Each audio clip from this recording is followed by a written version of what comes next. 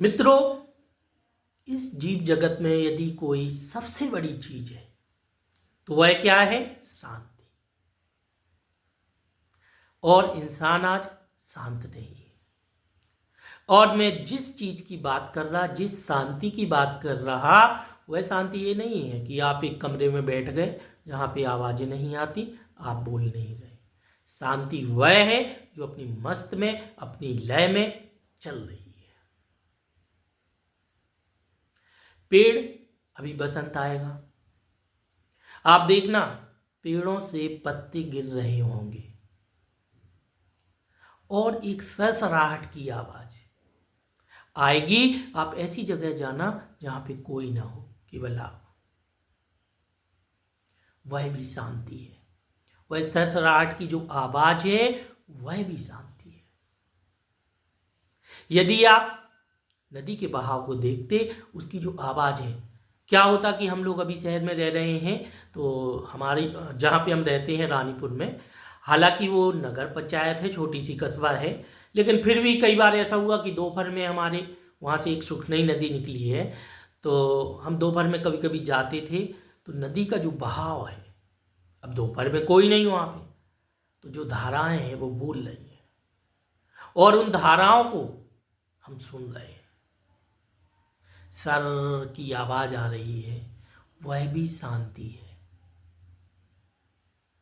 यदि रात में आप चातक की आवाज सुनते हैं, वह भी शांति है। शांति वह नहीं कि शांत हो जाना, शांति वह है जो अपने में मस्त है, डूबा हुआ है, किसी से कोई मतलब नहीं, खुद में मलंग है। और इंसान इसी चीज को भूल गया। इसीलिए इस अशांति के कारण आदमी क्या है? विभूचना एक वर्ड होता हमारे बुंदेलखंड में, विभूचना कहते हैं उसको।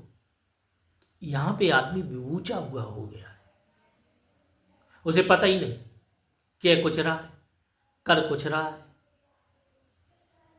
अपने जीवन का कुछ पता नहीं, कब किससे लड़ जाए कुछ पता नहीं, किस बात पे झगड़ा कर ले कुछ पता नहीं। अपना मालिक खुद नहीं है, दूसरे हैं। दूसरे उसको चढ़ा दें, बस वो परेशान हो जाएगा। इसलिए शांति के महत्व को आप समझें, इस नेचर से जुड़ें। जब आप इस नेचर से जुड़ेंगे, आपको अद्भुत अनुभव मिलेंगे, ऐसे ऐसे अनुभव कि आप सोच भी नहीं सकते। ये नेचर आपको अपना लगने लगेगा और ये नेचर आपको बहुत कुछ देगा, जो देखने में तो नहीं होगा, लेकिन जो आंतरिक स्तर पर आपको तृप्त कर देगा। जिस तरीके से आप बहुत प्यासे हो और यदि आप पानी पीते हैं तो कैसा लगता है, ठीक ऐसे ही ये जो नेचर है, इससे हम जुड़ नहीं पाते। धीरे धीरे इससे जुड़ना शुरू करें, आहिस्ता आहिस्ता इसकी गतिविधियों पे ध्यान दें।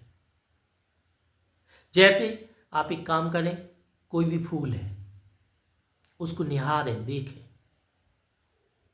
सुबह जाएं उसको निहारें, उसके पास रहें।